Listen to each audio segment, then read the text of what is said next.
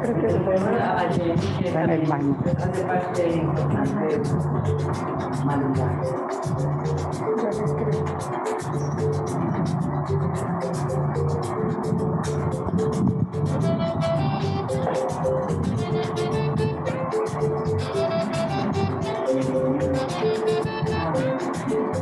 Que ya ve.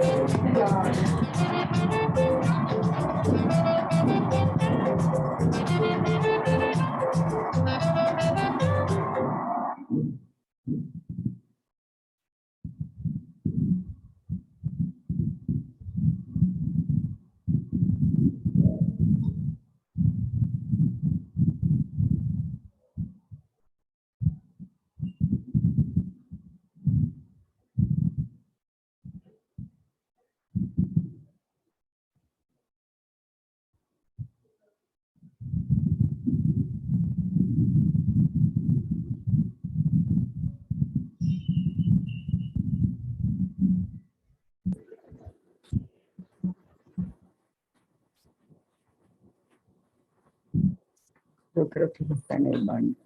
¿Será? ¿Sí? Sí.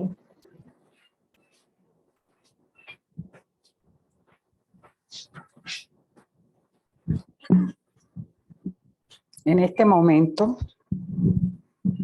quiero saludar al equipo, a las personas que tuvieron a bien tomar la iniciativa para visibilizar no solo las personas afro, sino sus teorías, etc.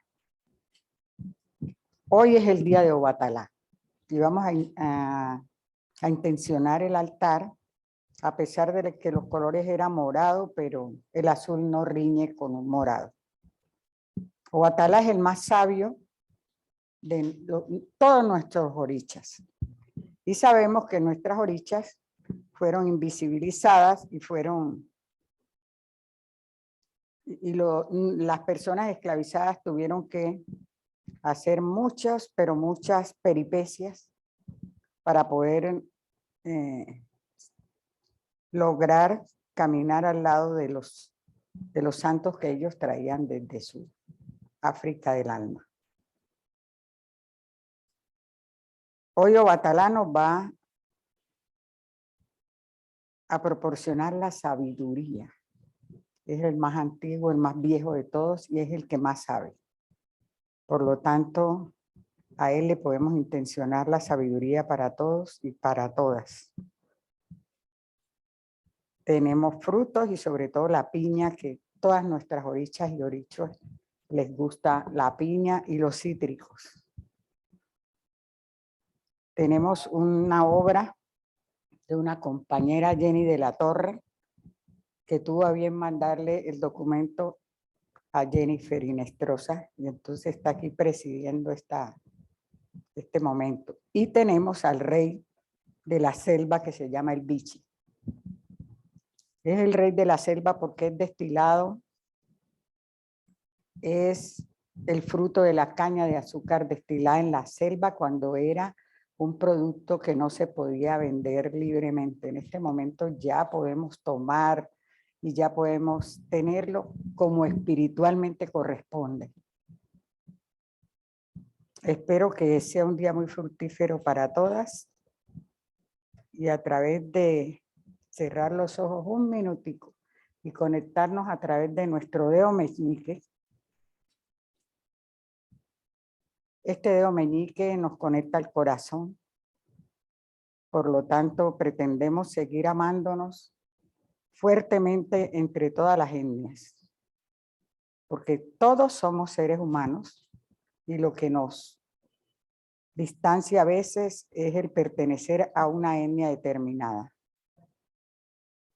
Hoy nos vamos a conectar del corazón para que sintamos en la otra y en el otro que es mi hermano, mi compañero, mi amigo.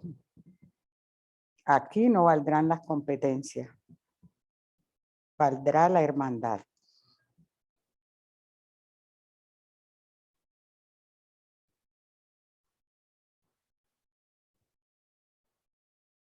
Una vez intencionado el altar y también fuera de lo colectivo, personalmente cada cual, abramos los ojos y demos inicio a este malungaje que nos trae y nos atrae hacia conceptos nuevos y experiencias propias. Gracias. H para todos. H.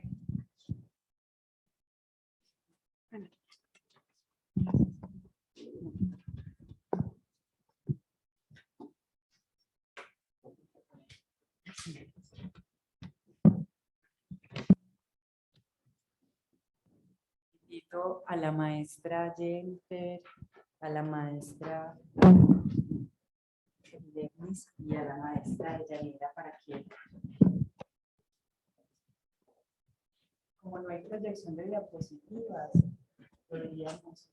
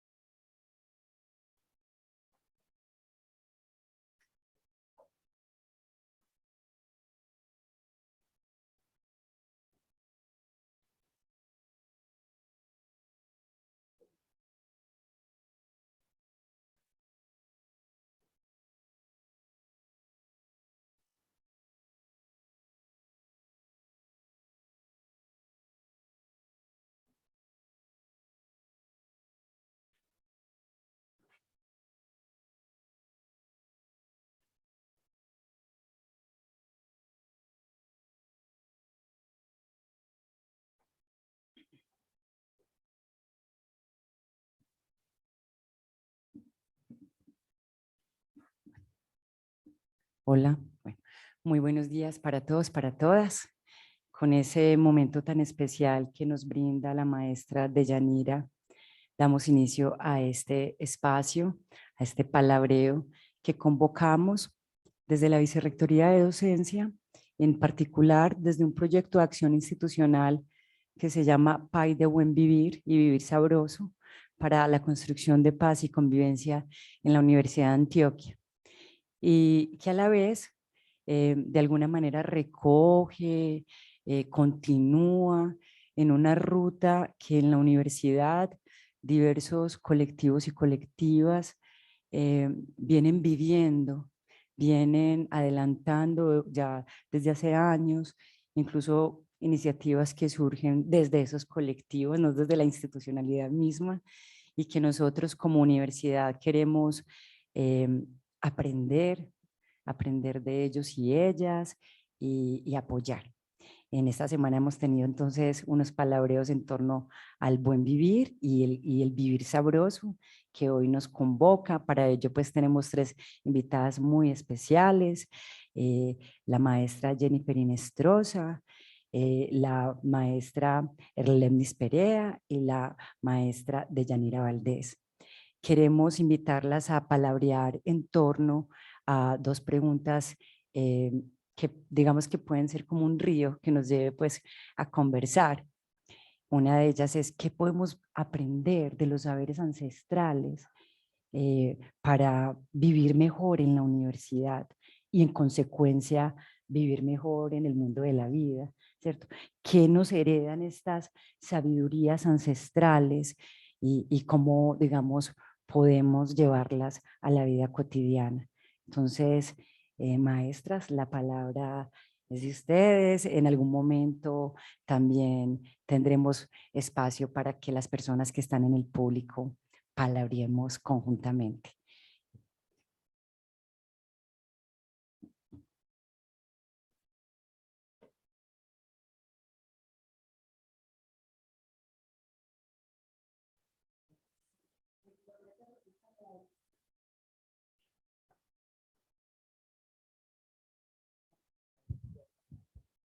Bueno, buen día para todas y para todos. Bueno, como ya me presentaron, soy Jennifer Inestrosa, soy docente de la Facultad Nacional de Salud Pública. Estoy muy honrada de estar aquí en este espacio. Es un espacio que me gusta, que me anima, que la universidad lo configure, y pienso que vamos a tener una conversación muy, además de muy sentida, muy bonita, pero también con mucha perspectiva para lo que sigue. Em, Hablo directamente ya sobre la pregunta y luego listo.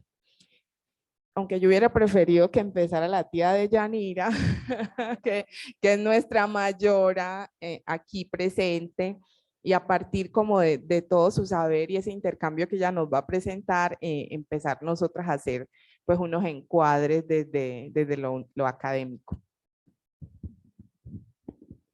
De nuevo, buenos días para todas y todos.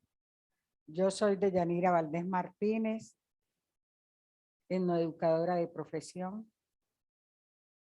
Coordino hasta hace muy poco la Red Nacional de Mujeres Afrodescendientes Cambirí, y en este momento paso a un espacio que se llama Consejo de Sabias, donde me desempeño sobre todo cuidando nuestra ancestralidad. Pertenezco al grupo de investigación en estudios interculturales y decoloniales de la Universidad de Antioquia, y caminando en ese grupo desde el 2012, he podido acercarme al alma mater en muchos aspectos. Celebro este acontecimiento y celebro mucho que en todo momento pensemos desde nuestras experiencias qué podríamos hacer para esa sana convivencia dentro de la universidad. Vivir sabroso para mí es felicidad. Todo lo que me indique que yo soy feliz es porque estoy viviendo sabroso. Añoro grandemente mi territorio. Yo soy chocuana de nacimiento y de crianza. Y entonces la pregunta es, ¿cómo añoras un territorio tan pobre, un territorio tan abandonado? Ese territorio tiene la magia. El territorio nuestro tiene una magia en el sentido de que todo lo que hacemos, lo que queremos, lo que comemos, como danzamos, nos lleva a vivir sabroso. Hoy quiero desmitificar el vivir sabroso igual rumba. El vivir sabroso no significa que no nos guste trabajar. Al contrario, una persona negra que se madruga a las 3, 4 de la mañana al monte a cazar o al río a pescar, no puede ser una persona que no le guste el trabajo. Es una persona muy trabajadora que a las 4 de la tarde ya tiene que estar descansando en una hamaca y viviendo sabroso su momento después del trabajo. Vivir sabroso es ver caer la lluvia y meternos a recibir toda esa energía que nos causa cuando estábamos pequeñas, correr detrás de los chorros para sentir ese frío y esa corriente energética que produce en nosotras la lluvia. Vivir sabroso es comer todo lo que produce el territorio, los plátanos, los bananos, el pescado, chupar la caña de azúcar, todo eso, siempre y cuando nos lo permitan hacer. Si nos permiten disfrutar nuestro territorio, vivimos sabroso. Si nos permiten pensar como nuestras cosmogonías, si danzando, bailando en un zampacho nos sentimos felices, eso es vivir sabroso para nosotros y nosotras. Vivir sabroso es que nos permitan vivir con dignidad, que el Estado se apersone de todas las necesidades que puede solucionar, porque un acueducto, un alcantarillado, un espacio para conectarnos fácil. Nuestros niños tienen derecho a bajar un sanitario sin necesidad de echarle la cubeta de agua. Y como nuestros niños tienen derecho a todo eso, lo que estamos reclamando es un vivir sabroso desde ellos, desde los jóvenes y desde las personas adultas para poder estar en paz. Vivir sabroso es tener un territorio donde podamos hacer lo que estamos acostumbrados y que nadie nos lo impida o tengamos que pedir permiso. Muy diferente a querernos encasillar en que vivir sabroso es que estos no quieren trabajar. Toda la vida hemos trabajado y toda la vida seguiremos trabajando. Vivir sabroso es orientar a los niños en el respeto al adulto. Jennifer no es mi sobrina de sangre, pero es mi sobrina de esa familia extensa que nos llena, esos compadres, esas comadres, esas tías, porque en el territorio vivir sabroso es criar en comunidad. Y para criar en comunidad tenemos que tener unas tías que son los referentes de respeto.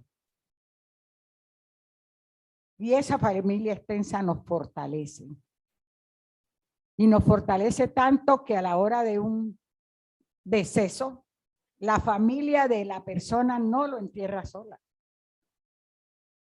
Porque tenemos una manera de que cada amigo, paisano, el de la cuadra, el del municipio, el vecino, da una cuota que llamamos puestos. Esos puestos ancestralmente se conservan todavía en mucho territorio nuestro. Porque llega todo el mundo a la casa y a permanecer 9 días. Y alimentar toda esa gente 9 días queda muy difícil para una sola persona o familia. Entonces los puestos contribuyen a que la gente pase sabroso en la novena porque también la celebramos. Así parezca paradójico, pero celebramos la muerte. Cantamos. Les cantamos a los niños los gualíes y les cantamos a los adultos los alabados. Para que en ese transcurso de lo terrenal a lo espiritual vayan bien acompañaditos y bien bailaditos. Todo eso para nosotras constituye vivir sabroso. Vivir sabroso es la solidaridad entre todos. Eso que a veces escuchamos que es que ellos son los que más se discriminan. Porque procuramos vivir reunidos. El uno jala al otro, la personalidad de este, la del otro, se conjugan en un vivir sabroso cuando ponemos un tema común. No es que nos discriminemos, es que con la otra y con la otra me siento como en casa. Hablamos el mismo idioma. Todo eso constituye lo que hoy reclamamos y lo que queremos, sobre todo para nuestros renacientes, jóvenes y niños. Que toda esa cantidad de preceptos, digo yo, es decir, usted tiene que respetar al mayor, usted tiene que saber cómo se dirige a la madrina. No se escoge una madrina al azar. Se escogen padrinos y madrinas de acuerdo con la constitución del hogar y esas personas que queremos abrazar y estar cerca para que en caso de que faltemos, sean quienes orienten nuestros hijos. La madrina constituye un personaje muy importante en la comunidad, muchísimo. Lo mismo que las tías y tíos. Todos somos familia, pero la familia es la familia extensa, no solo de sangre. Hago mucho énfasis en esto porque al constituir en una ciudad como Medellín una familia extensa, yo me siento protegida. En el lugar que esté, si llega una de las sobrinas, si llega una joven, ay, ahí está la tía de Yanira. Entonces, como si vieran en esa persona que está ahí, la persona que los protege. en caso de cualquier inquietud. Estamos pensando cómo será la vida sabrosa de aquí en adelante. La pedimos, la imploramos con paz en nuestro territorio. Teniendo paz en nuestro territorio, tenemos la vida sabrosa porque lo demás ya lo sabemos. Sabemos disfrutar la vida. En los peores momentos somos de las comunidades más resilientes que hay. Porque no importa el velorio, no importa esto o lo otro, pero desde que tengamos paz y podamos disfrutar, vivimos sabroso. Aquí dejo para que mi compañera continúe.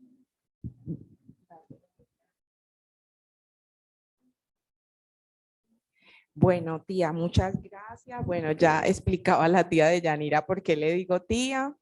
Eso hace parte de lo que se conoce en África como el Ujamaa, que no es más que la familia extensa y que es muy propia de las poblaciones afrodescendientes, pero yo creo que incluso en algunas culturas también se configuran ese tipo de relacionamiento, de vínculos con personas que son muy cercanas. Entonces uno va trenzando esas relaciones tan profundas que ese otro o esa otra hace parte de mi vida, independiente si tiene un vínculo sanguíneo.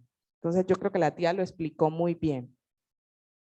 El vivir sabroso, por todo lo que yo creo que es una categoría que se ha construido académicamente, pero que a hoy en el país cualquier persona que ha estado conectada a redes sociales o ha tenido acceso a la televisión, ya no le es indiferente el vivir sabroso. Yo creo que aquí en Colombia cualquier persona que ha estado conectada sabe de qué estamos hablando o por lo menos ha escuchado la categoría. Antes eso no pasaba, ¿cierto?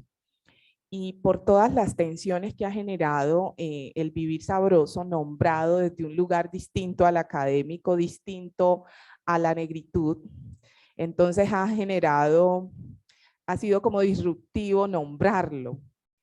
Y eso nos lleva a pensar la polisemia de la categoría, ¿cierto?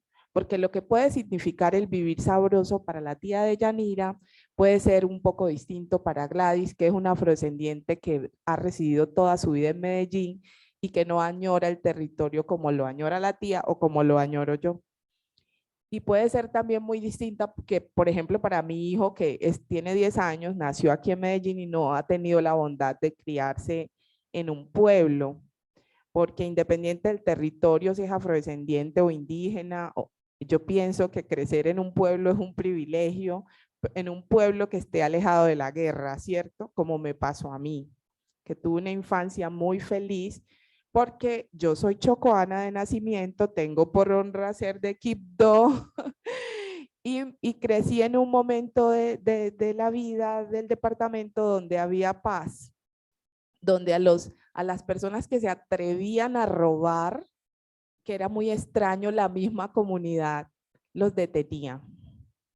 O sea, eso no pasa ahora. Ahora hay una ola de violencia muy feroz, pero en mi época pasaba eso, donde nadie le robaba a usted, donde usted podía sentarse en un andén, como me decía la tía de Yanira ayer, nos contaba Gladys y a mí preparando esta sesión, que vivir sabroso para ella era sentarse en un andén. Un andén es en la acera.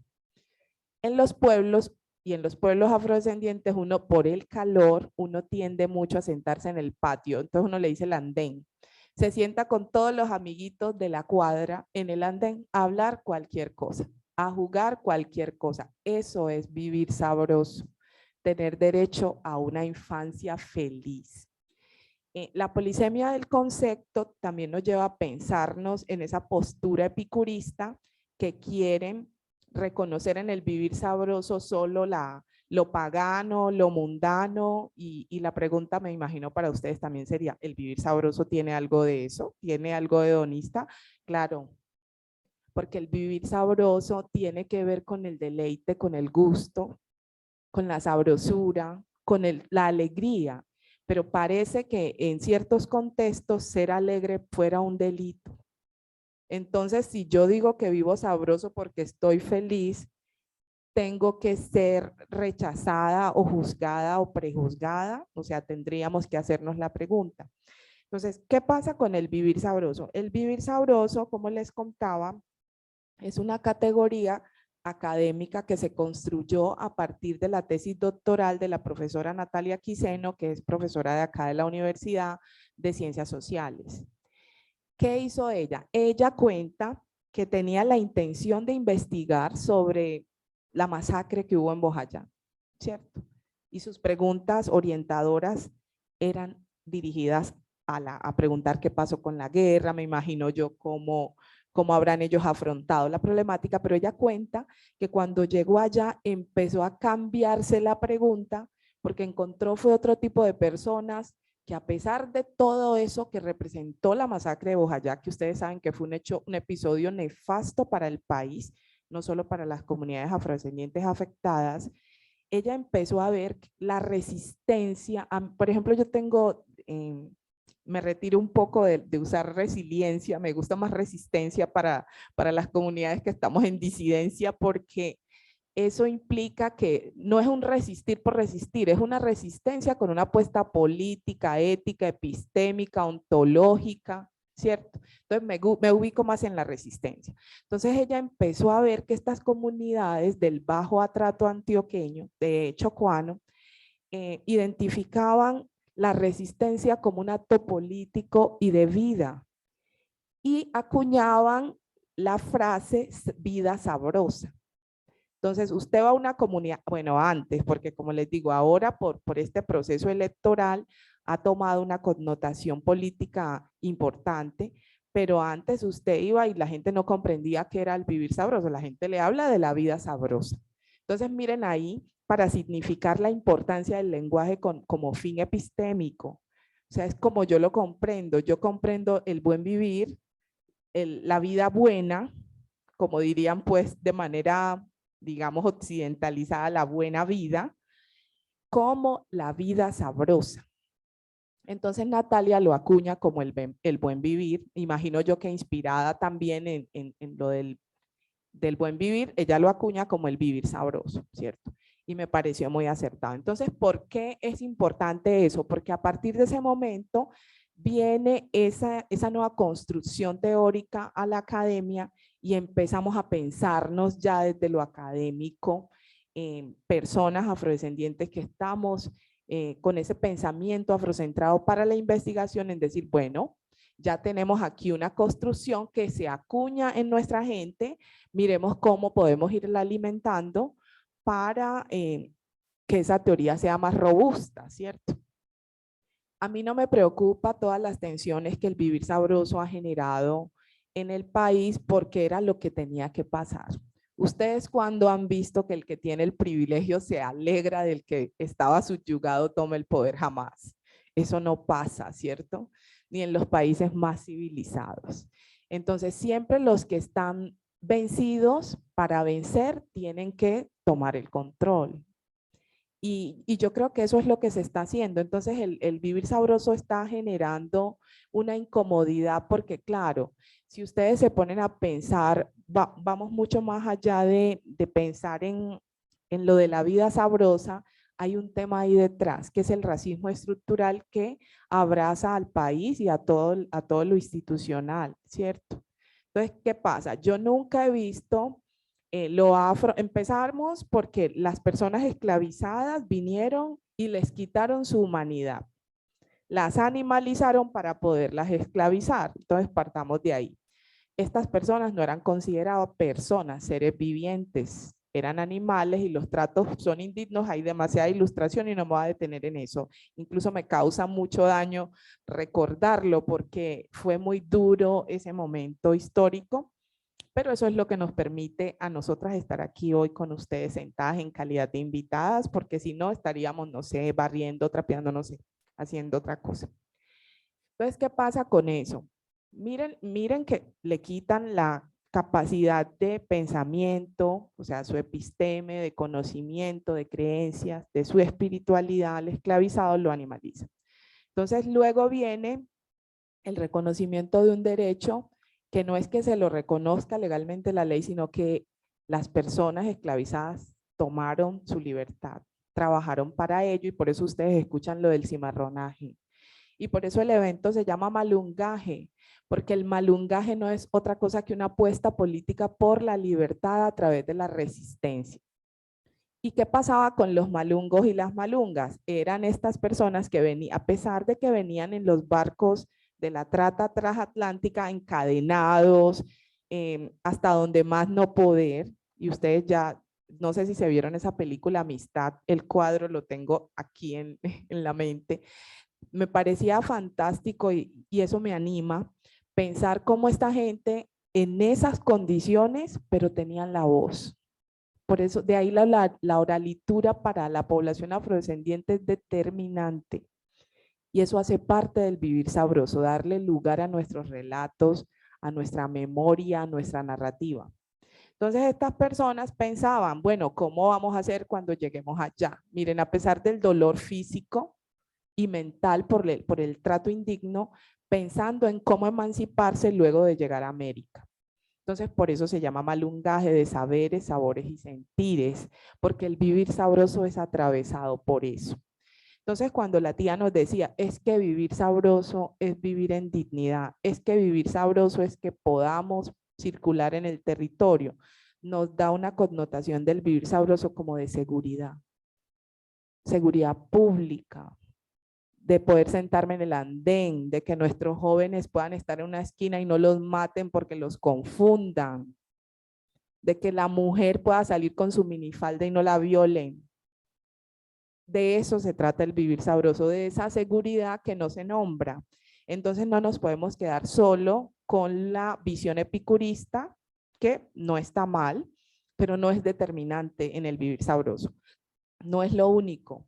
Porque la gran diferencia entre lo hedonista y el vivir sabroso, en mi opinión, es esa espiritualidad que atraviesa toda esa conversación. El vivir sabroso, en mi opinión, es una vivencia, es una experiencia y es una experiencia de vida. Entonces, eso significa que es un continuum, es una construcción cotidiana, no es un concepto.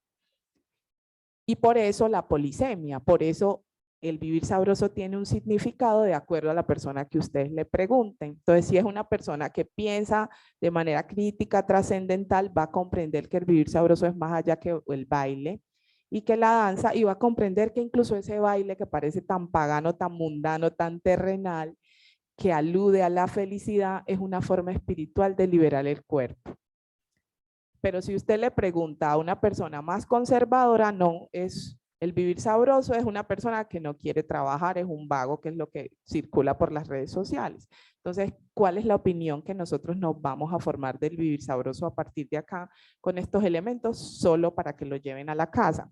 Y voy a cerrar con esto, porque claro, uno empieza como investigador a pensar, bueno, y el vivir sabroso, vamos a pensar la raíz etimológica de eso, porque en la academia uno siempre se para como en esos asuntos y no se desdibuja de eso. Y claro, me encuentro con que el vivir sabroso, lo sabroso y el saber tienen la misma raíz etimológica, vienen del latín sapere, que significa inteligencia, tener buen gusto.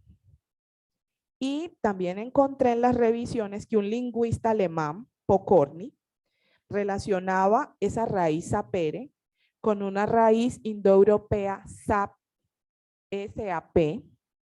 que denota la idea de degustar y percibir. Entonces, por eso, claro que el vivir, lo sabroso y el saber están asociados porque vienen de la raíz latina de sapere, que es inteligencia, conocimiento, sabor, conocimiento, gusto, por eso.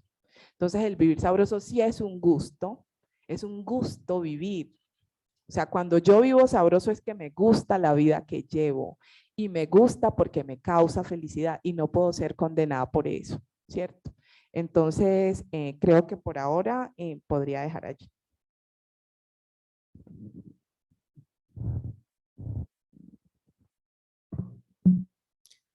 Hola, buenos días. Bueno, mi nombre es Gladys Perea. Yo soy de Quibdó, Chocó, pero ya llevo mucho tiempo viviendo pues aquí en la ciudad de Medellín.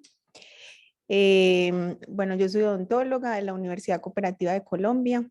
En este momento estoy haciendo pues una maestría en salud pública con énfasis en educación para la salud aquí en la Universidad de Antioquia. También participo del semillero de investigación en salud afrocolombiana de la universidad. También participo de una corporación que se llama Saberes en Salud, que está en Cali. También participo de otros colectivos como la Pastoral Afro y también el colectivo Wiwas. Bueno, con relación, digamos, un poco a lo que vienen planteando, digamos, Jennifer y la seño de Yanira, ¿cierto? Digamos que mi concepción del vivir sabroso cambia un poco, ¿cierto? En relación a lo que ellas, digamos, plantean. Y digamos que yo lo sitúo en relación también un poco como a la comprensión que yo he venido teniendo desde mi posición, digamos, pues como estudiante e investigadora, ¿cierto? Y también por las cosas en las cuales yo me he visto pues como atravesada. Entonces, digamos que escuchándolas un poco a ellas, yo digamos que pienso que de una otra manera, la forma en la que yo he, digamos, comprendido un poco el vivir sabroso tiene que ver más como con una cuestión, digamos, de resistencia, ¿cierto? Frente, digamos, a esas opresiones que hemos tenido como pueblo negro, pero que de una otra manera estamos buscando generar estrategias frente a ellas, ¿cierto? Entonces, eso, digamos que lo menciono o que lo nombro, trayendo un poco a colación como la pregunta que nos hacían en relación qué podemos aprender de esos saberes ancestrales, ¿cierto? Y es que, bueno, de los saberes ancestrales podemos aprender mucho, ¿cierto? Porque es, digamos, otra manera de ver, digamos, la vida, otra manera de entender, pues, como la realidad o de entender, digamos, las situaciones. Pero entonces, cuando uno, digamos, lo coloca en un contexto académico o a nivel de la universidad, pues esto, digamos, que de una otra manera genera, pues, como tensión, ¿cierto? Digamos que la Universidad de Antioquia ha venido, digamos, contribuyendo, ¿cierto? A que estos saberes y estos conocimientos de una u otra manera tengan, digamos, un lugar y un espacio, pues como dentro de la universidad, ¿cierto? Sin embargo, yo considero que todavía, digamos, que hay resistencia frente a ello y uno de los lugares a los que yo considero que todavía no han llegado como estos saberes ancestrales es el aula, ¿cierto? Y digo que es el aula porque digamos que allí es donde también digamos uno construye pues como el conocimiento, ¿cierto? Y también aprende obviamente pues como con los otros. Esto digamos que también lo asocio un poco como a mi experiencia pues como estudiante, porque digamos que yo considero que de una u otra manera uno digamos pues como estudiante afro, ¿cierto? Eh, al reconocer o al ver, digamos, que de una u otra forma estos saberes, digamos, están incorporados o están puestos ahí sobre la mesa en ese espacio que es el aula, pero no digo el aula solamente donde hay estudiantes afro, sino que también hay, digamos, estudiantes indígenas, mestizos, ¿cierto? Yo pienso que a uno como estudiante le permite reconocerse e identificarse, ¿cierto? Porque, por ejemplo, a mí como estudiante, yo digamos que empecé a comprender muchas cosas en relación a mi identidad o en relación mismo a esto del vivir sabroso, porque digamos lo hice por fuera, ¿cierto? Pero no porque el aula me brindó como este espacio de que yo reconociera o yo digamos comprendiera un poco pues como estas cosas. Entonces, yo pienso que para que estos conocimientos o estos saberes ancestrales puedan, digamos, ocupar un espacio en la universidad, debemos empezar a trabajar a que estos de una u otra manera se lleven pues como dentro del aula para que permitan que también nosotros como estudiantes nos sintamos reconocidos como dentro del aula, valga la redundancia. Voy a hacer una-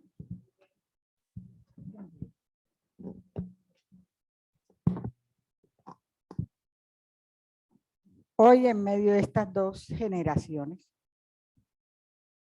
honro las ancestras. Honro esas mujeres fuertes, esas mujeres que nos demostraron incluso que alcanzamos algunas a conocer, porque yo conocí a mi abuela que era partera. Y aún ciega, venían a la casa y la llevaban 40 días a una casa no solo a recibir el bebé, sino también a acompañar el momento más sagrado para nosotras, que es el cuidado después de un parto. Las honro y quisiera replicarlas cada minuto de mi vida. Pienso que sin la fuerza que esas mujeres y hombres nos transmitieron, nosotras no estaríamos aquí. Son ejemplos a seguir, incluso dentro de nuestras mismas familias. Para una mujer negra no hay límites para defender una familia.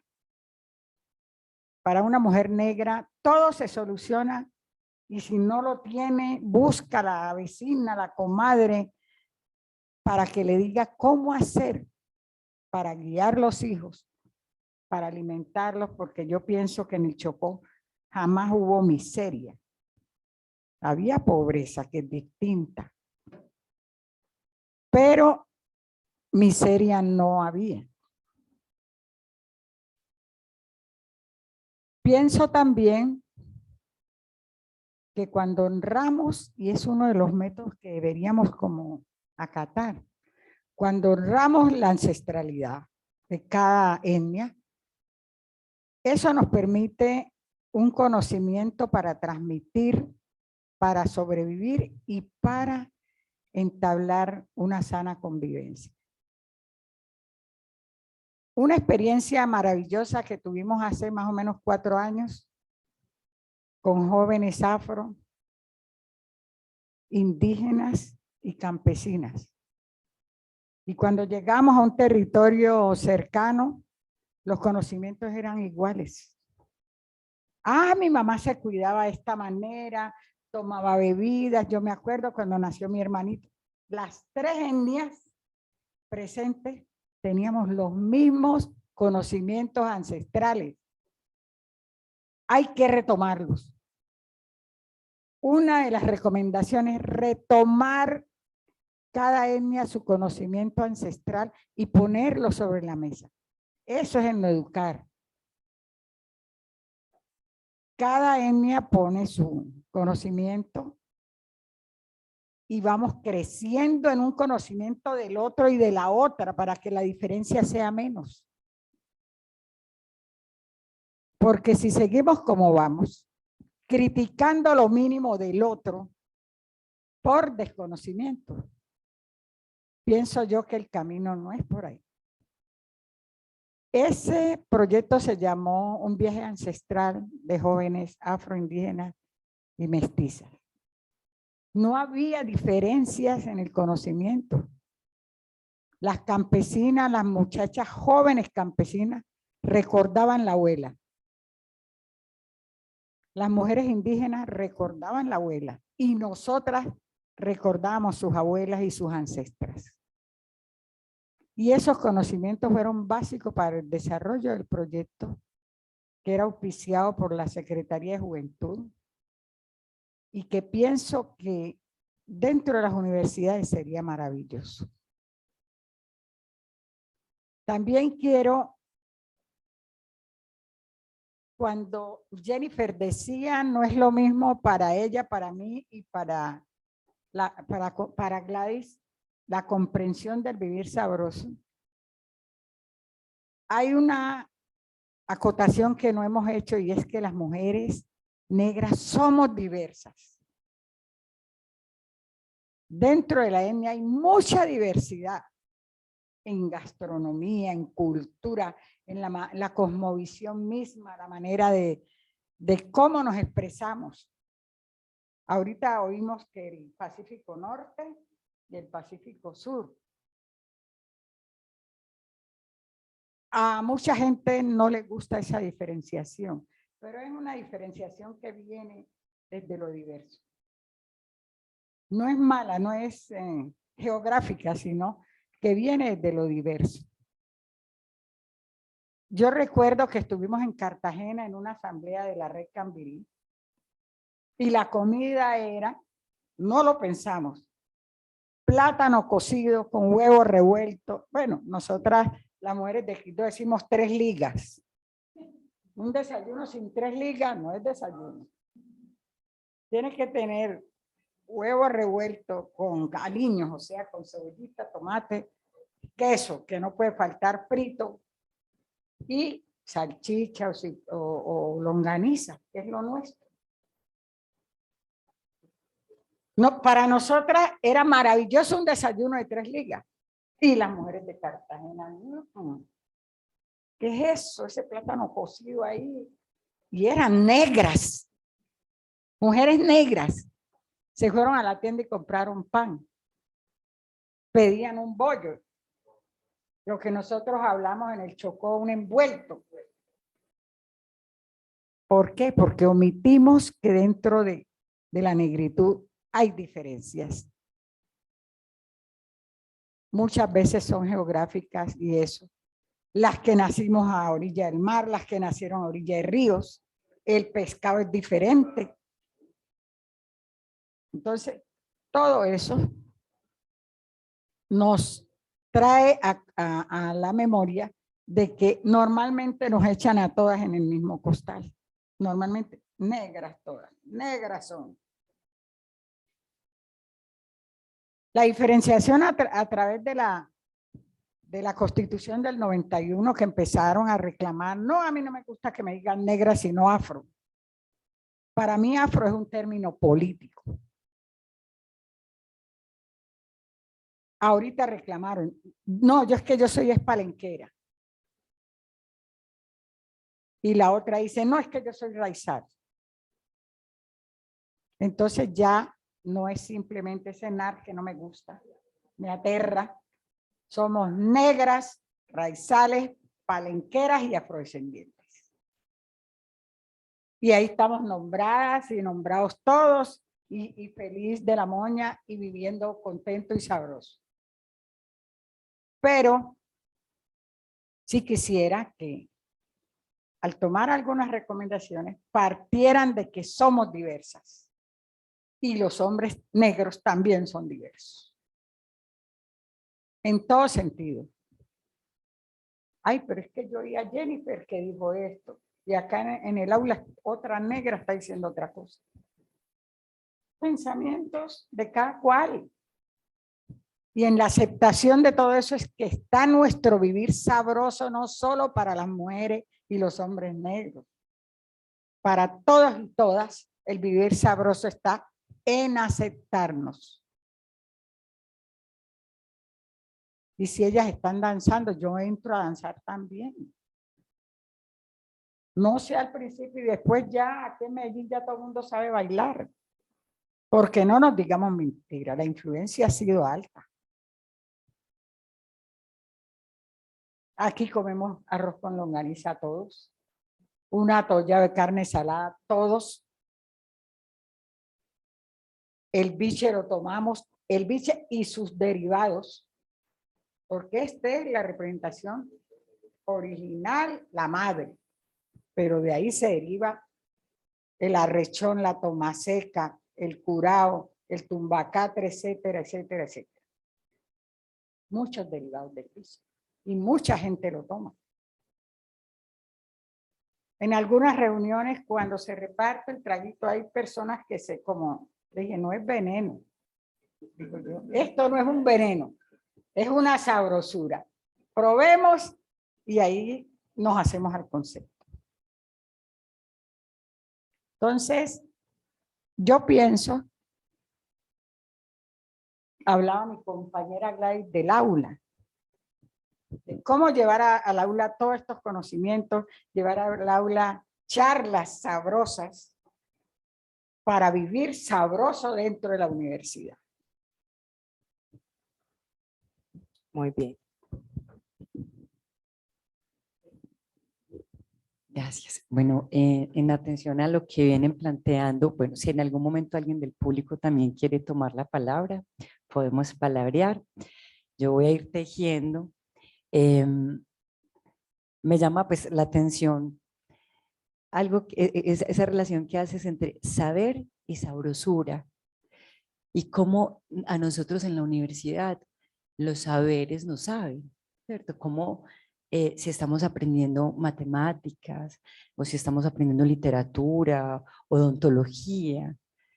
Puede ser una herencia aprender a que nos sepa eso que estudiamos, porque en cierta medida estos paradigmas más occidentales de aprendizaje, que en cierta medida refuerzan la idea del esfuerzo, que está muy bien, de la responsabilidad, pero a veces es como vamos un poco automatizados sin que nos sepa lo que aprendemos.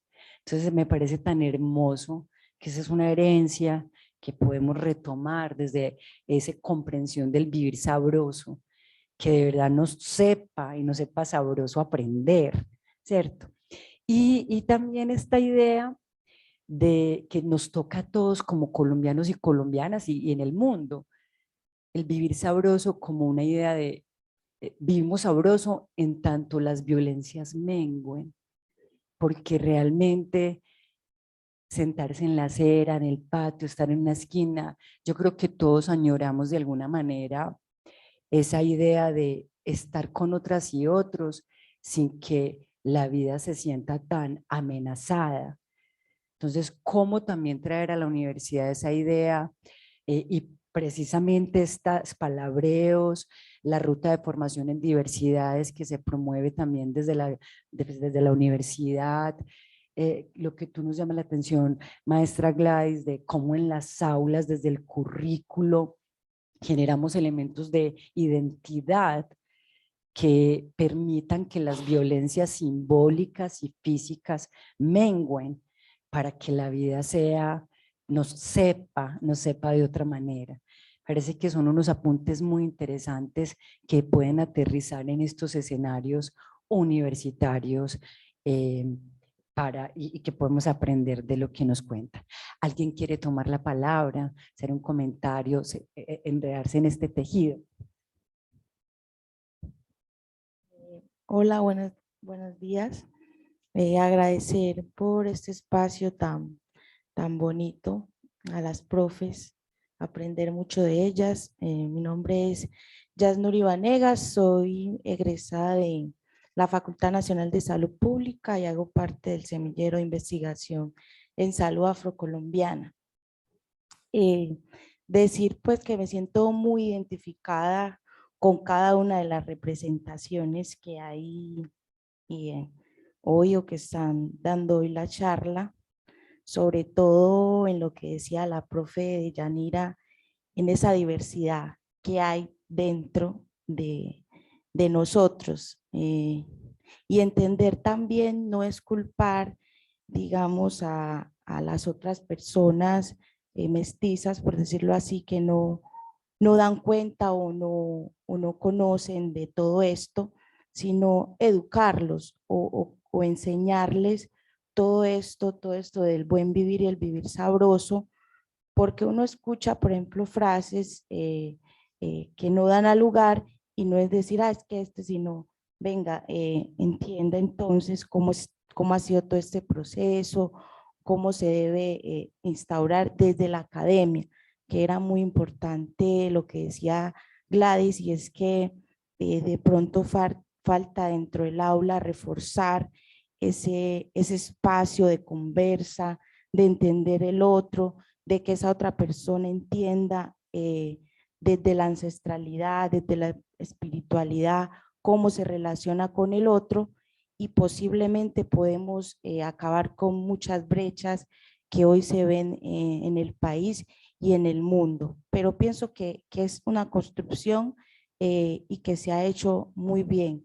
Y entender que el vivir sabroso, como lo dice en muchas ocasiones, se lo he escuchado a la vicepresidencia Francia Márquez, vivir sin miedo. Entonces yo pienso que eso encierra todo esto que acaban de decir nuestras maestras. Muchas gracias. Gracias a ti. ¿Quién más quiere? Buenos días. Yo quisiera, profesora Deyanira, maestra, que me ampliara un poquito el concepto que usted nos dijo de los puestos. ¿Qué es eso? Es que me dejó como, no lo entendí, y como que eso es mucho más allá de lo que entendí. Creo que es más amplio y quisiera que me ampliara más eso. Para yo pasar.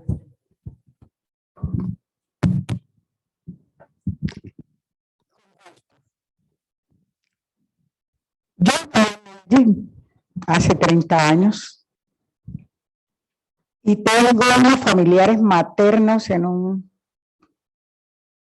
un pueblo del Chocó.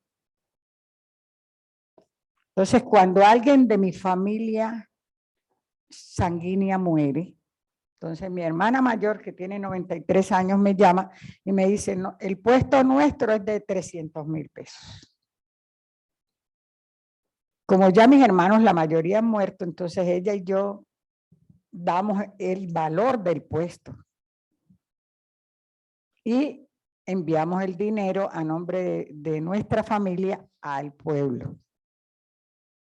¿Para qué? Porque se murió una persona de la familia y tenemos que colaborar con todos los gastos, no solo el entierro, sino el novenario, la atención a las familias que llegan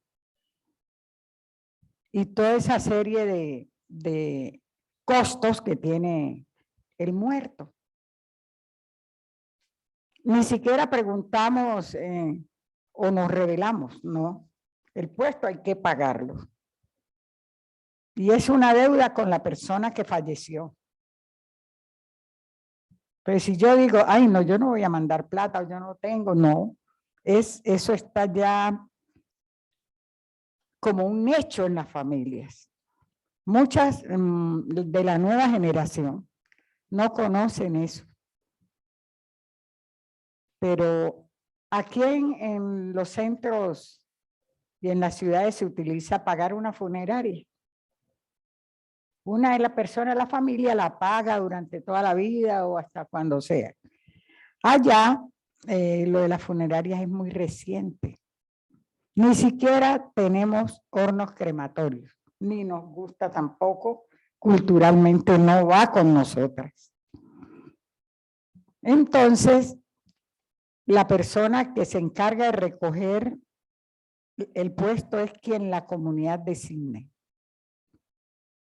Se murió, empezamos a hacer las novenas y todo, y luego viene la división de los gastos. Y ahí es donde entran los puestos de cada ciudad o de cada persona donde viva, que mande su cuota para poder subsanar todos esos gastos, que nunca es para una sola familia.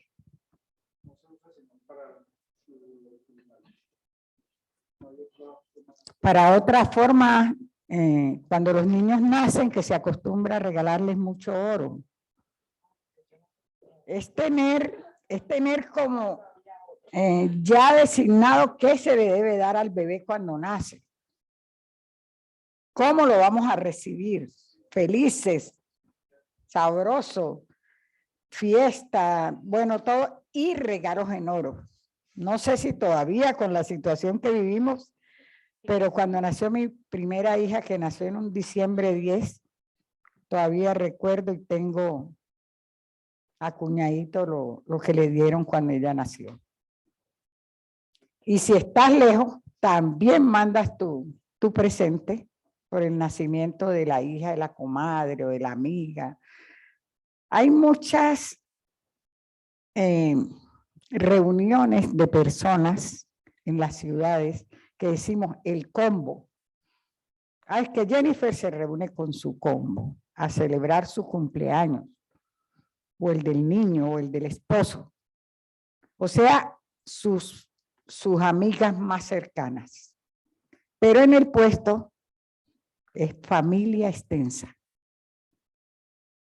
No solo de sangre, sino también los vecinos, los amigos, los compadres, las comadres, los ahijados. Es más extenso. Yo le quiero hacer una pregunta a propósito de eso, porque yo recuerdo la pregunta que hacía, ¿cuál es su nombre? Johnny, es que hay como una especie de mutualidad para la muerte, ¿cierto? Pero también para la vida, por lo que ella explicaba, incluso cuando uno se gradúa, cada momento especial es especial para la comunidad. Entonces, incluso yo cuando me casé, personas que ni siquiera conocía y me mandaron regalos aquí a Medellín porque la vida la he hecho acá. Cuando nació mi hijo también, y todo en oro. No sé si ahora, cuando uno se gradúa, siempre el oro. El oro no era un artículo de lujo, era un artículo, porque además el Chocó era rico en ese mineral, ¿cierto? Entonces las personas regalaban oro para todos los momentos. Pero yo tengo una pregunta, tía, y es porque yo me acuerdo que decían limosna, es lo mismo el cupo. La limosna. Y yo recordaba que pequeña me hiciste, mira ya que siempre que se moría alguien, mi mamá decía que hay que recoger lo de la limosna de no sé quién, así ella no lo conociera y lo mandaban. Yo nunca he tenido la oportunidad de estar en un velorio tan extenso, porque uno se va como urbanizando, lo que decía la tía, uno va adquiriendo como otras prácticas culturales. Y probablemente a mucha gente que ya no hace parte de esa creencia le moleste que llegue, tenga un muerto y llegue tanta gente a su casa, pero mi hermana, ella es abogada y una vez fue a una investigación en un pueblo cerca de Quibdó y me decía, imagínate que me tocó un velorio donde estábamos ahí y se fue llenando la casa. Y yo, ¿cómo así? Me dice, sí, todo el mundo llegó con su estera, como pudo. Y yo, pero ¿y cómo? Me sale, sí, es que esa era la manera como antes, cuando alguien se moría, acompañaban. La gente se monta con todo y traen a veces del pan coger que tienen en sus pueblos para contribuir cuando no tienen dinero. Entonces llevaban el plátano, el pescado, las señoras cocinaban, los señores iban y pescaban y estaban ahí acompañando ese muerto. Entonces, claro, eso puede ser disruptivo para una persona como yo que no lo ha vivido, pero es una práctica a propósito de lo de los cupos. Entonces, las personas también vienen de pueblos cercanos. Por ejemplo, muere aquí en Medellín y se vienen de Envigado, de Copacabana, de Sabaneta y acompañan esa casa todo el tiempo. Entonces, es algo así, no sé, Johnny, si ahí quedó suficientemente explicado. Bueno, yo quería complementar un poco antes de devolverle la palabra al público, cuáles serían los aportes del vivir sabroso no solo a la universidad, sino al país. Entonces ya veíamos uno que es pensarse una relación armónica para la convivencia y que lo armónico no niegue lo propio, ni lo diferente, ¿cierto? Sino que lo ponga a hablar. Yo creo que eso es interesante. Algo que ha pasado también importante es que el vivir sabroso nos ha puesto en capacidad de repensarnos la vida en Colombia y de repensarnos qué es eso de lo sabroso, de repensarnos qué es eso de lo propio y por qué está ahí en escena. Eso me parece interesante. También la ancestralidad nos trae a las mujeres afrodescendientes esa fuerza, esa resistencia para seguir vivas, presentes, a pesar de. Cuando la tía hablaba de que debemos honrar a nuestras ancestras, me recordaste a mi abuela era analfabeta, de hecho ya aprendió a escribir su nombre Julia en una religión, porque ella se metió a una religión ya pues muy adulta. Mi abuela era minera, pues ella tuvo una historia de vida muy bonita porque era una mujer acaudalada que de repente se quedó sin nada y como no sabía hacer nada, el marido se murió en el monte, le cayó un palo, mi abuelo falleció, yo pues nunca lo conocí, ella quedó muy joven con una cantidad de hijos, entonces sin dinero, ¿qué se ponía a hacer? Se fue a la mina.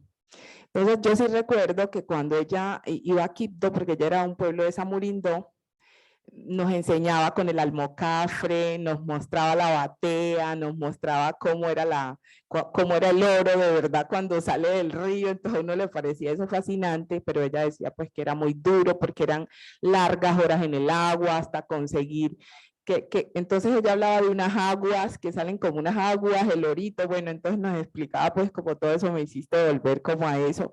Y claro, que nos dejan esa fuerza para salir adelante, porque mi abuela analfabeta educó a sus hijos y todos son profesionales.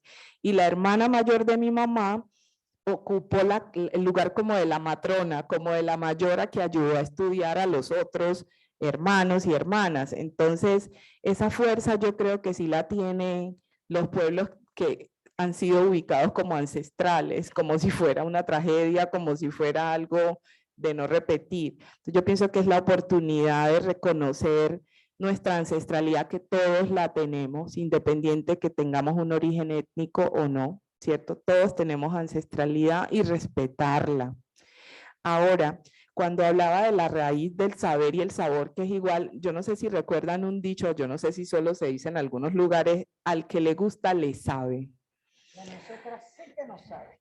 A uno siempre le decían en el colegio cuando algo que vaya a estudiar matemáticas, vaya no sé, al que le gusta le sabe, ¿cierto? Entonces miren cómo esos dichos que son tan cotidianos, tan populares, tienen una raíz científica, porque el saber y el sabor están unidos por la raíz sapere. ¿Qué pensaría yo que para la universidad?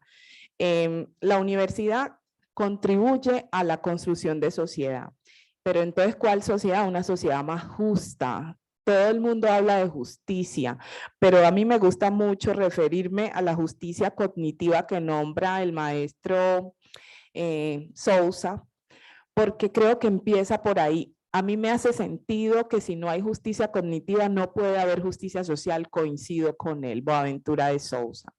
¿Por qué? Porque es que uno termina como trabajando, amando como lo que conoce.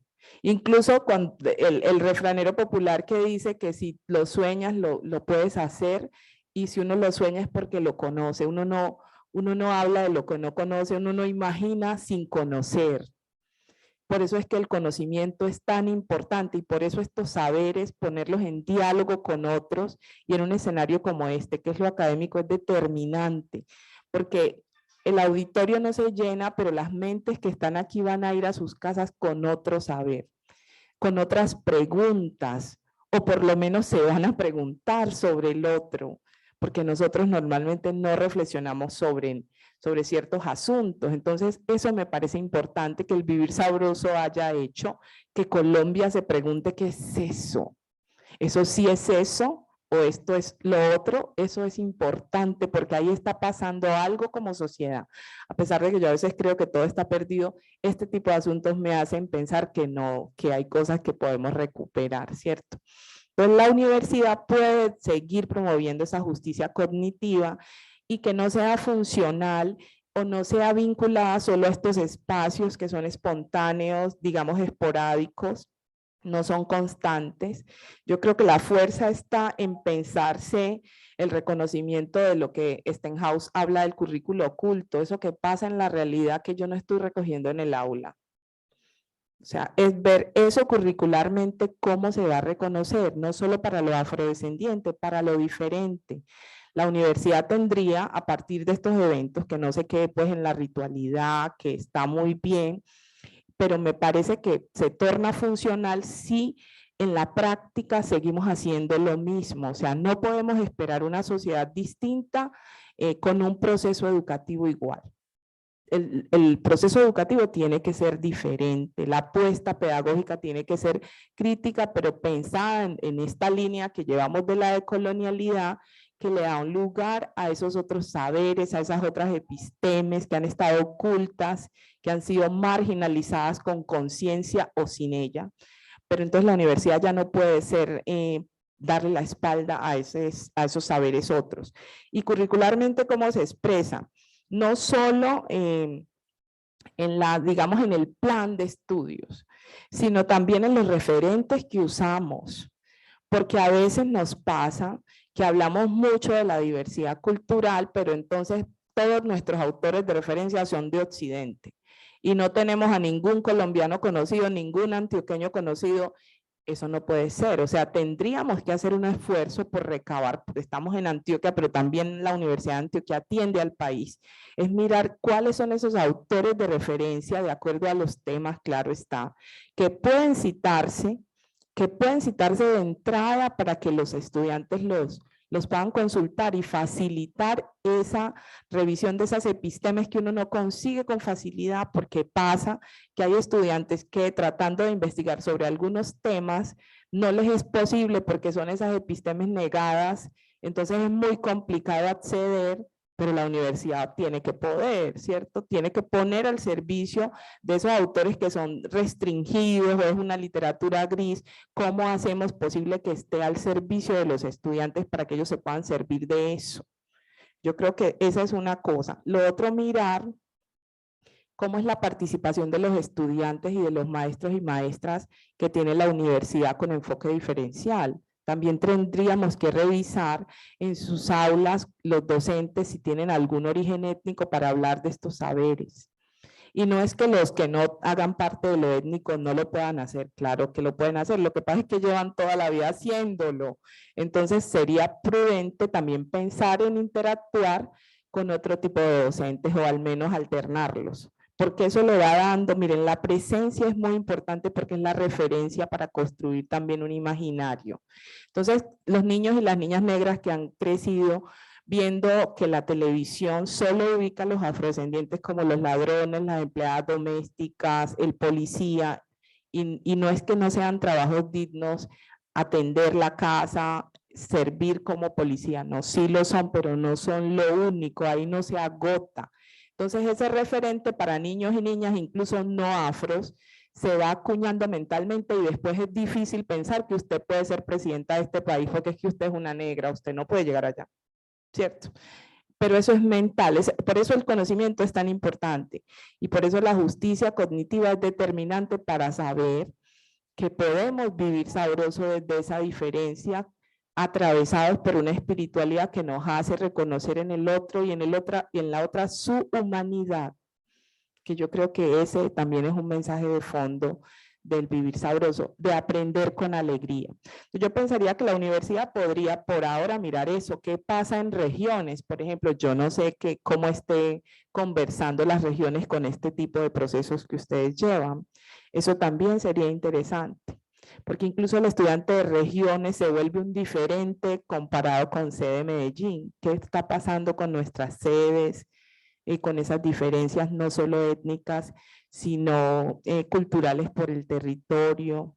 Eso tendríamos que mirar, pensarnos una interculturalidad crítica, que recuerden que lo intercultural no es solo lo poblacional, no es solo lo étnico, incluye el enfoque de género, el diferencial que pasa con la población migrante. La universidad tendría que seguir pensándose ese tipo de asuntos de manera intencionada, desarrollar una agenda antirracista de frente, ¿cierto? Que eso se expresa en los currículos, porque las violencias simbólicas todavía están. Todavía es claro que un docente afro no tiene el mismo reconocimiento que una persona no afro. Entonces pueden decir lo mismo, pero suena como mal. Habría como que traer a otra persona que confirme lo que tú dices. Y yo pienso, ¿qué hubiera pasado si el vivir sabroso hubiera sido acuñado por un autor afrodescendiente y no por Natalia? Tal vez no estábamos hablando del vivir sabroso en la academia, ¿cierto? Entonces miren que esas son violencias simbólicas que, obvio, cuando uno tiene una mirada afrocentrada va encontrando esos asuntos que son como techos de cristal que no permiten que el proceso avance, pero que tampoco pareciera que lo detiene, porque usted puede hacer su tesis doctoral de lo que quiera, esa es la consigna. Pero en la vida real eso no pasa. Y eso es lo que ha pasado con el vivir sabroso. No se ha ubicado porque lo que está pasando es lo normal. Uno rechaza de entrada lo que no conoce, lo que siente que es una amenaza, ¿cierto? Y ahí hay unos intereses varios, por eso también son varias las tensiones. Y la invitación es a que nos dejemos como atravesar por esa espiritualidad y por esa magia que produce el vivir sabroso para pensarnos como seres humanos distintos y que tenemos que coincidir en algo. ¿Qué es ese algo? Es la Universidad de Antioquia, es el Departamento de Antioquia, es Colombia, y a partir de ahí en esa comunión, en eso de lo público, en ese espacio público, eso público que significa, y la universidad cómo va a aportar para eso. Entonces, bueno, quería hacer esos comentarios. Claro. Gracias, maestra Jenny. Estaba toda atenta con una lupa ahí.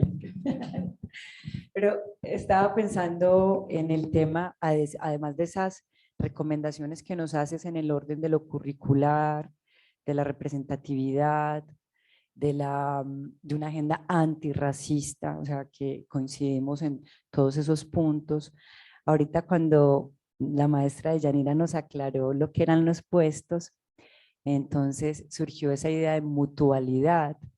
Y ayer que estábamos en este escenario hablando de buen vivir, con la presencia de dos personas que de alguna manera representan a comunidades, a pueblos originarios, indígenas, y esas formas de resistencia que tenemos frente a un mundo occidentalizado, esa idea de mutualidad es muy hermosa como un camino para encontrar también soluciones a los problemas de la vida cotidianos. Digamos que en cierta medida el sistema en el que estamos metidos nos llena de problemas que se resuelven con recursos.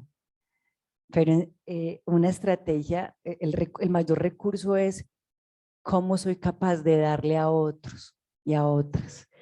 Que realmente la educación incluso a veces nos lleva por un camino distinto. Cómo me doy más a mí y le doy menos a otros. Entonces, cómo recuperar en la vida de la universidad, o no, yo en la universidad también veo muchos movimientos así, ese sentido de participación que hace que la vida sea una celebración y que los problemas se puedan resolver en colectivo, o las necesidades, que el mundo occidentalizado se inventa un montón de instituciones que reemplazan la mutualidad, y nosotros podríamos encontrar caminos para resolver problemas por esa línea. Me pareció muy hermoso tener como esa comprensión.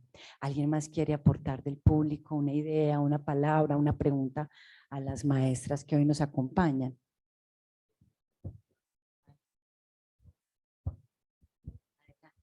Hola, ¿sí te escucha? Sí, ok. Ok, mi nombre es Cristian Mejía, soy de la Facultad de Educación, de la licenciatura en Ciencias Sociales, voy cursando el 6º nivel, ¿cierto? Vine porque pues desde hace unos años en una salida de campo durante un espacio de formación denominado Colombia Contemporánea, visitamos el Pacífico colombiano, ¿cierto? Estuvimos durante una semana comenzando en Buenaventura, Quibdó, y pasamos por un montón pues, de territorios, y aprendimos esto del vivir sabroso antes de que llegara la vicepresidenta, ¿cierto? Entonces fue algo muy grato pues poder luego ponerlo a conversar en otros círculos de palabra con otras mentalidades, digo yo, ¿cierto? De cómo es el bienestar en sociedad, en comunidad, el convivir.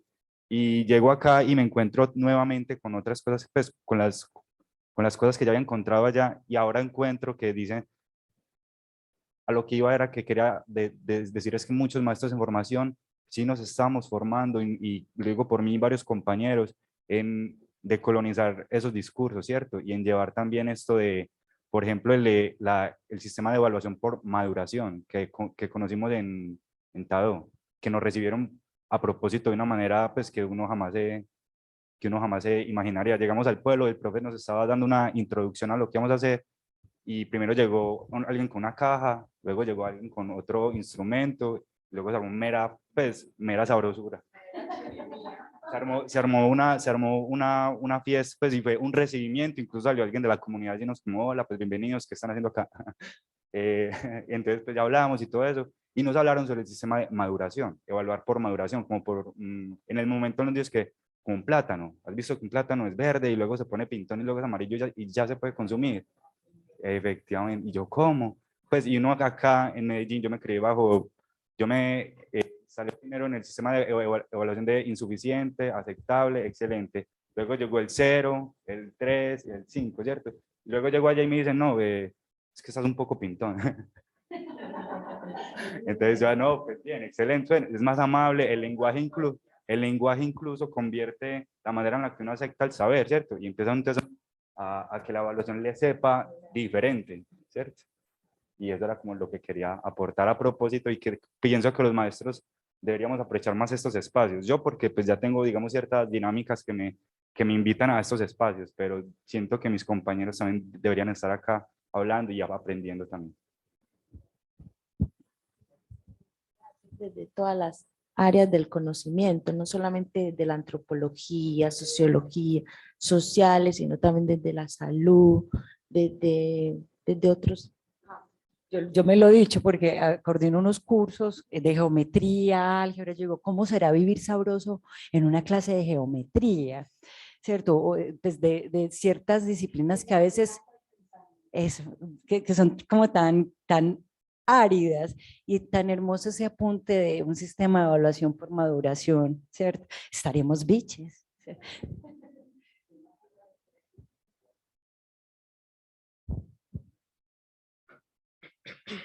Hola, les agradezco mucho las palabras que pude escuchar y me disculpo pues por haber llegado ya terminando esas palabras, ¿no?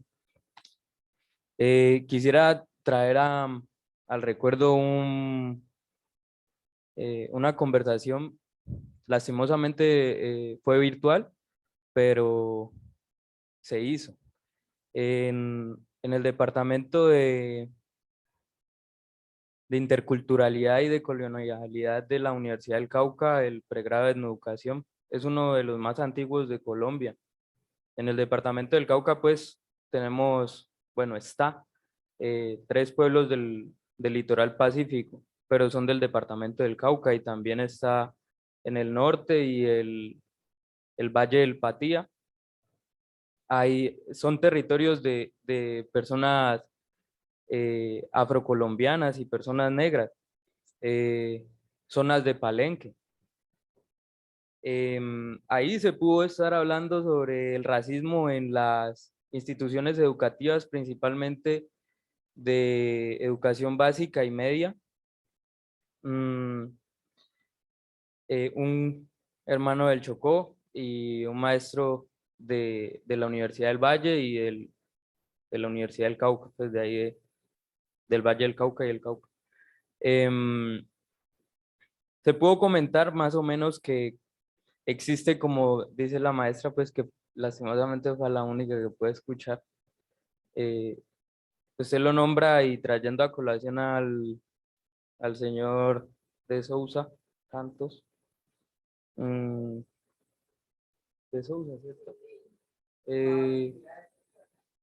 Ahorita hago una acotación personal frente a eso. Y lo que comentaba sobre la maestra Natalia Quiseno, pues que fue la aceptada, hablando de buen vivir y de vivir sabroso. Que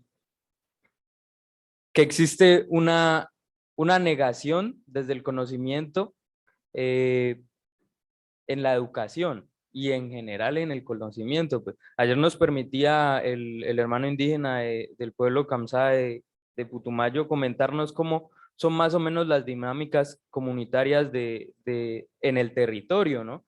Y ahora que el compañero comenta aquello, es evidente, ¿no? En el territorio son muy diferentes que como se educa los municipios donde hay mayor población en general, no, en general. Pero hay una dificultad también, que es que en los territorios étnicos también funciona el Ministerio de Educación. Y la educación pública básica, media y en donde se puede, pues, que es casi, pues es muy limitado la educación superior en los territorios, principalmente puedo hablar del litoral pacífico. Solamente hay 2 universidades en presencia nacidas ahí mismo, ¿no? La Universidad Tecnológica del Chocó y la Universidad del Pacífico, que prácticamente solo tiene presencia como sede en Buenaventura. También está la Universidad del Valle, pues, en Buenaventura, pero de todas maneras no, para la población que representamos no hay suficiente presencia. Es muy diferente ya hablar del SENA, ¿no? Eso es otra temática también. Claro. Entonces, se comenta de que las maneras de educarse son impartidas desde... A mí no me gusta comentar eso de occidentalización porque el occidente que yo miro da para el Pacífico, no para otro lado, ¿no? Entonces es esa propuesta del hombre blanco, digo yo, ¿no? Y es la educación que estamos recibiendo y se está recibiendo en el territorio. El día sábado comenzamos con el curso de lengua criol, me integré ahí y pude comentar eso porque estaba fresquito pues también con lo que les comento del seminario. Se encuentra en el YouTube, en el usuario de la Universidad del Cauca. Que hace un tiempo unos hermanos de Palenque, una maestra de Palenque vino y nos comentó eso, que la educación básica y media en el territorio que con orgullo pues ellos cuentan con su propio idioma, con su lengua. Llegan educadores del interior a enseñar en español. O ahora, como dice Cancerbero, que no se aprende el inglés por superación, sino para olvidar el español. Hablando de Venezuela, pues que hasta el momento no sé si la descendencia africana tiene lengua en Venezuela. Aquí también nos están metiendo, embutiendo el inglés, ¿no? Y nos llegan a enseñar lengua. Comentando con la maestra Edwina, me permitió saber que en el archipiélago es contado la institución de educación que permite esa comprensión del criol, ¿no? Y la educación en criol, que es familiar, o sea, la resistencia se hace desde el vivir en comunidad, pero la institucionalidad, que aparte es un requisito prácticamente obligatorio, se invisibiliza. Desde aquí, desde la universidad, yo soy del pregrado de psicología, que aparte me parece una disciplina muy violenta. No nos permiten conocer, al menos hasta el momento, no nos permiten, y ya lleva harto tiempo, pues no soy de primer semestre, ya estoy casi 6 años. Ya era hora que nos mostraran autores, fueran contemporáneos o como todavía lo siguen haciendo, porque lastimosamente es contado lo contemporáneo que permiten saber, aunque la psicología se haga a diario. Son puros hombres blancos, generalmente ingleses y de Estados Unidos. Hablando de todos, o sea, no existe diferencias, hablando de todos. Por eso digo es violenta y no lo quieren comprender, es otra cosa, ¿no? La academia tampoco lo quiere comprender. Entonces, llegando a esa situación, desde la propuesta de UDA diversa, puntualmente no sé bien la fecha que inició, pero fue para los días que yo llegué acá. Yo entré en el 2016 y no llevaba tanto tiempo, ¿cierto? Así es nueva, ¿no? O sea, eso es, y es uno de los pocos lugares donde se encuentra desde la institucionalidad, porque es una propuesta ya de la academia, referentes, propuestas de gobernanza propia, hablar del buen vivir y hablar del vivir sabroso, hablar de resistencia y propuestas antirracistas, ¿no? En donde se permite esa mirada de resignificación ante el sistema, aún siendo suficientemente estratégica, como, bueno, pues de todas maneras tenemos que hacer formatos, tenemos que hacer evaluaciones generalmente establecidas, hegemónicas se dice, pero prácticamente es uno de los únicos lugares donde los estudiantes y pertenecientes a la comunidad académica tenemos para sentirnos como, para permitirnos etnoeducarnos, ¿no? Listo, ya para finalizar quisiera comentar un poco de lo que nos compartía el compañero. Hablaba en este seminario que les traje a recuerdo, un colombiano que está trabajando en una universidad en Brasil, es biólogo, y él hablaba desde la postura del blanco frente al racismo, ¿no? O sea, esa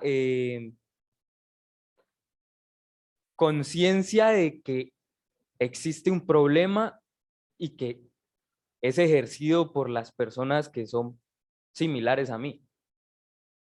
Y lo que permitía ahorita la maestra, pues que lo escuché, en las instituciones de educación básica, sucede, ¿no? Pues los niños no tienen como esa visión como de directamente ellos de excluir a nadie por, por categorizar, ¿no? O sea, no es tan evidente eso como ya nos sucede en el trasegar del adulto o el joven, digamos. Entonces, pero eso no quiere decir que no pase. O sea, terminan haciendo, como también sucede más adelante, conscientes o no, generalmente no es consciente, por fortuna, porque si fuera consciente, tenaz, ¿no? Que hay acciones racistas y que no son propuestas por ellos mismos, o sea, no hay que darle ese peso a los niños, ¿no? Sino que es por el mismo modelo en donde ellos están inmersos. Entonces, comentaba una maestra afrobogotana, ella es maestra en matemáticas, decía, yo ya cuando pude ser educadora, me di cuenta que yo también estaba siendo racista, porque dice, claro, de ese juego de que las matemáticas son una disciplina tan complicada y tan difícil para tantos, y para enseñarla también, para educarla también, yo mandaba a hacer trabajos y cuando recibía y revisaba, sentía esa duda si mis alumnos y alumnas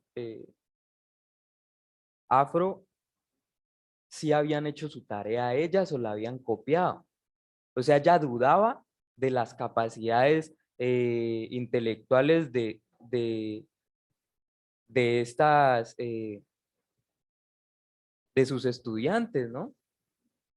Entonces, ella comenta que ahí como que se enteró y dijo, diablo, ¿qué tal como nos termina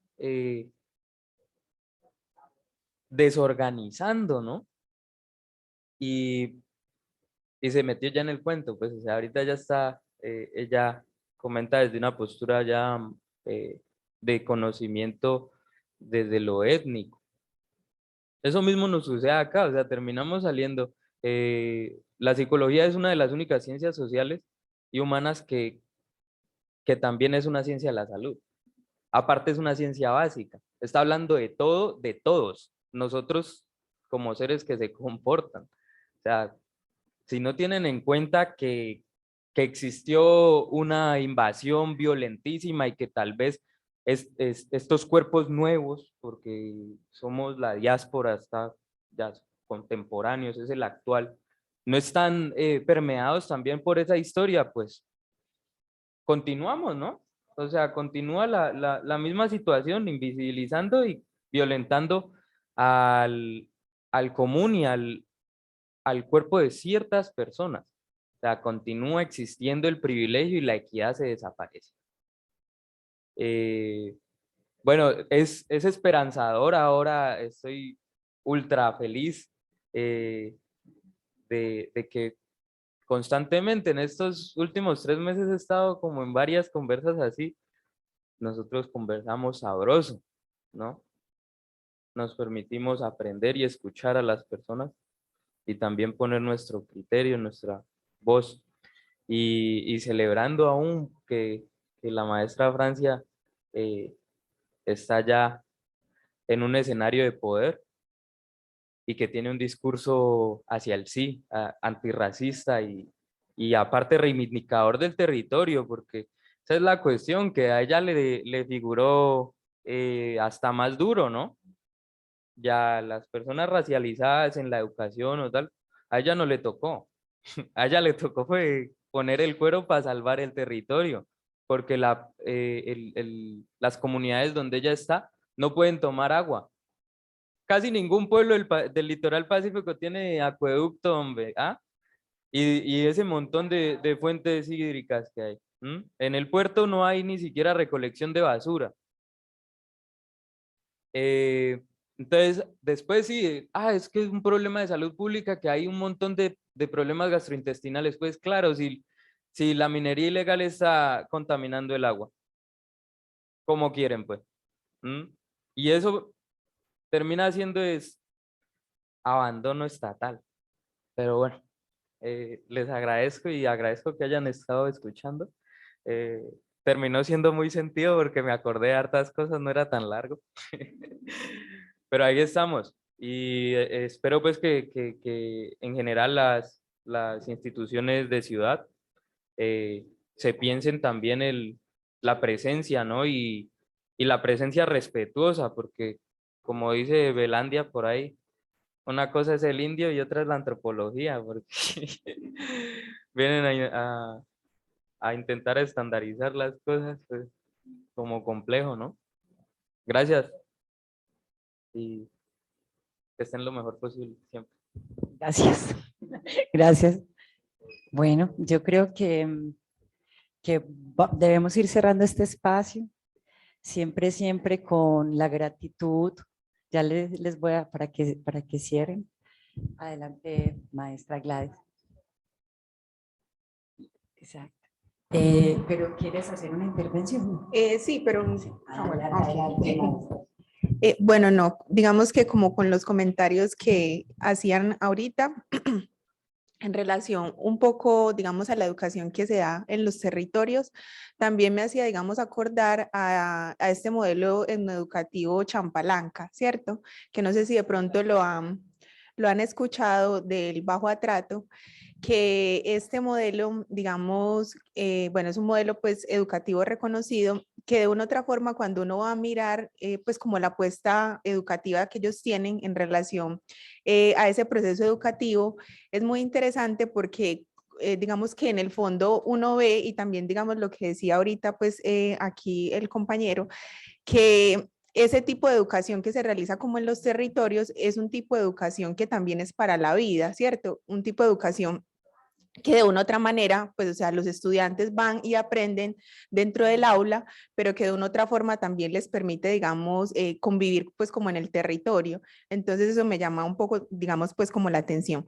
Y también con relación, digamos, a esto mismo de lo educativo, yo pienso que también es muy importante el papel de los profesores. Es súper, digamos, primordial antes de, bueno, sí considero que de una u otra manera hay que pensar en un currículo antirracista y en incorporar, digamos, textos que nos permitan tener como otras miradas, ¿cierto? Pero el papel, digamos, del profesor es fundamental porque de una u otra manera es quien, digamos, dinamiza el proceso, ¿cierto? Entonces, si tenemos o, digamos, todavía contamos como con esos profesores que tienen, digamos, esa visión hegemónica o que todavía, digamos, tienen un cierto rechazo frente a estos conocimientos ancestrales, pues ahí digamos que es un poco tensionante pues como la cosa. Entonces también digamos que los profesores necesitan eso, empezar como a tener un proceso de construcción o un proceso de acercamiento frente a estos procesos para que también digamos estos procesos puedan digamos como colocarse dentro del aula. También digamos que pienso que de una u otra forma estos conocimientos, y que Jennifer lo decía pues como ahorita, también, o sea, no deben de entenderse, digamos, de una forma etnizada, ¿cierto? En relación solamente a los aspectos culturales, sino también, digamos, entenderlo como desde esa mirada de que, bueno, sí han habido unos grupos oprimidos y que de una u otra forma también se necesita como colocar lugar a esos saberes porque hay, digamos, también pues como una deuda con estos pueblos. Entonces eran un poco como esos elementos que tenía. Bueno, yo quería contar 3 cosas. Lo primero es que el escenario educativo, como lo decía el profesor Berto Martínez, es un escenario donde se configuran las identidades y se tensionan las relaciones de poder. Y en ese sentido, si la universidad camina hacia una educación crítica, tendría que darse esa oportunidad de reconocer eso. Y que cada que hay un espacio de interacción entre un docente y un estudiante, se está configurando una identidad. Y esto no tiene que ver necesariamente con lo étnico, se trata del ser, de ese ser que está interactuando con otro ser para madurar sus habilidades del saber saber, del saber hacer y el saber ser. Entonces nosotros no deberíamos olvidar eso. Lo otro es que quería contarles a propósito de esto del vivir sabroso, me ha encantado por todo lo que les he señalado, pero algo que también me parece fundamental es la pedagogía que se ha gestado en torno al vivir sabroso y a la pregunta ¿qué es eso del vivir sabroso y quién lo dice? Aquí en Medellín se estuvieron realizando unos talleres para recoger los imaginarios sobre el vivir sabroso de las personas. Yo estuve en uno de mujeres, pero me tocó llevar a mi hijo porque no tenía quien me lo cuidara. Entonces a él le preguntaban, Juan, él se llama Juan Pablo, Juan, ¿para ti qué es el vivir sabroso? Y él dijo, para mí el vivir sabroso es estar en una escuela, en el colegio, que en el colegio no haya racismo. O sea, todas nos quedamos, claro, porque uno esperaría que diga el vivir sabroso me hace feliz. No, el vivir sabroso para él es una institución educativa sin racismo. Una institución educativa donde él pueda ser feliz, donde no sea valorado por lo que tiene, sino por lo que es, son palabras citadas de Juan.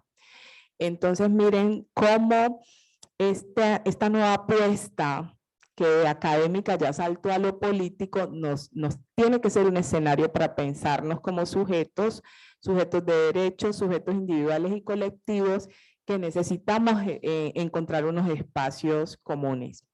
Y otra anécdota que quería referir a propósito de tu intervención, yo evalué un trabajo de investigación de maestría de un estudiante afro que él estaba haciendo su maestría en salud pública y trabajó el contexto de salud en una comunidad de Río Sucio, Chocó.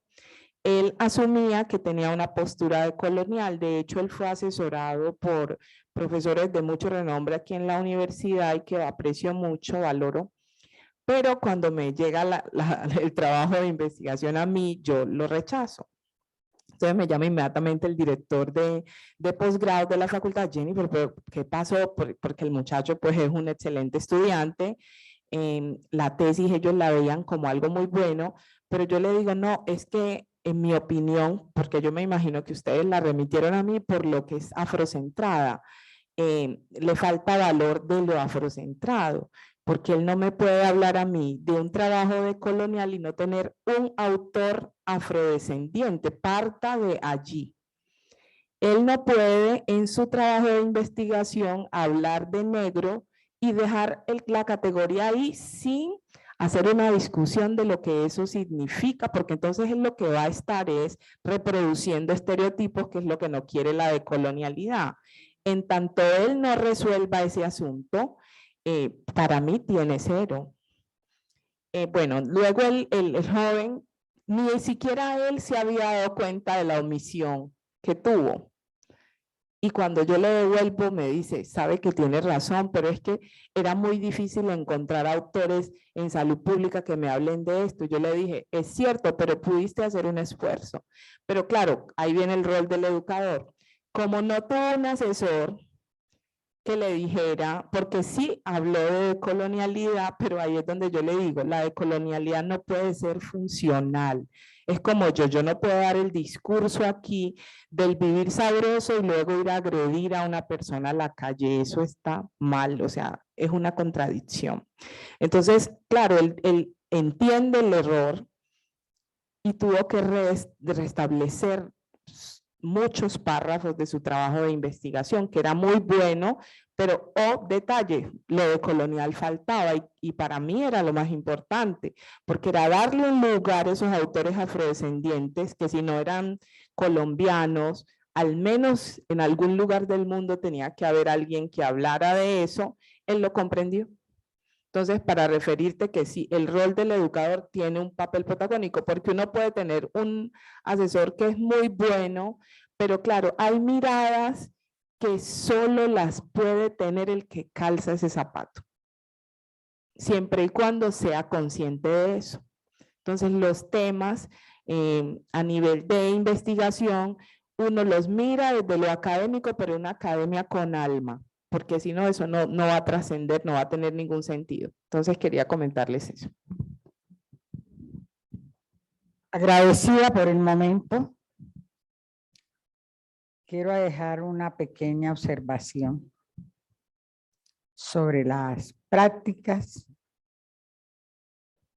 en los departamentos o en los municipios que les corresponde hacer a personas que durante el tiempo en la universidad no se han untado de lo étnico, sino que simplemente llegan a la comunidad con un derrotero, le digo yo, a desarrollar. En eso hay que tener mucho cuidado porque lo vivimos aquí en las organizaciones. Pasar por una práctica en una organización o en una comunidad y no untarse y no quedarle nada, a mí me parece horrendo. Yo tengo un lema en la red Cambirí que digo que mestizas, indígenas y negras que pasan por la organización se quedan. A pesar de no ser multicultural, las mujeres que han llegado y los hombres que han llegado a hacer su práctica porque tenemos convenio, se quedan. Y se quedan no de cuerpo, sino de mentalidad. O sea, es una misión del orientador o del docente. Y también es un compromiso que debemos adquirir, no como un paseo, nos vamos a pasear al Bajo Atrato. Y yo aprendí a comer pescado en el Bajo Atrato. Pero, ¿qué aprendió de la ancestralidad de esa comunidad? Es mi pregunta. ¿Qué investigó? ¿Dónde están los adultos mayores que tienen la biblioteca en la cabeza? Y la historia de los pueblos en la cabeza. A ese es al que menos se acercan. Y de una buena investigación puede repercutir mucho. Estamos nombrando a cada rato a Natalia, porque ahorita está actualizada la investigación de ella, política y académicamente. Entonces es una recomendación. Untarse de las comunidades, de las organizaciones, no ir de paseo, no pensar que es que como ella es indígena, entonces yo no quiero saber de fondo nada de ella. O que esos negros como comen de maluco, ese pescado como huele de feo. El chere y el todo. De todas maneras, con todos estos caminos y continuando caminando, yo sé que vamos a salir adelante todos y todas. Y bajo la mirada de Obatalá hoy, la sabiduría es plena. Muchas gracias. Gracias, maestras, por Bueno, ya. acompañarnos. Bueno, muchas Por gracias. acompañarnos, a quienes asistieron esta mañana, a la maestra y a la diosa, a la orisha que nos Obatalá. acompañó. Les invitamos en el marco también como de bendecir y conocer ciertos elementos de la cultura, a tomarnos una aromática con biche, y entonces espiritualmente a tomarnos esta aromática. También quienes estamos en el proceso de inscripciones para los cursos en diversidades, que Sebastián hizo alusión a ellos, para quienes estén interesados, Y bueno, prontamente pondremos a circular invitaciones a otros palabreos que tendremos mes tras mes para que sigamos aprendiendo y como bien nos invitó hoy la maestra Jennifer, ganando en justicia cognitiva y epistemológica. Bueno, feliz tarde, gracias. Bueno.